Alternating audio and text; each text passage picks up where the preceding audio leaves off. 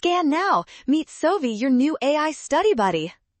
Physics problems like this pulley system are actually super fast to solve if you just focus on the net force and total mass involved here.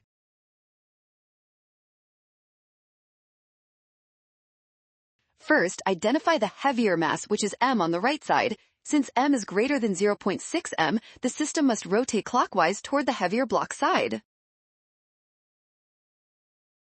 Next, calculate the net force by subtracting the smaller weight from the larger weight. This gives us 0.4 m times gravity acting on the total mass of the system. Divide net force by the total mass of 1.6 m. This simplifies to 1/4 g, making option B the correct choice.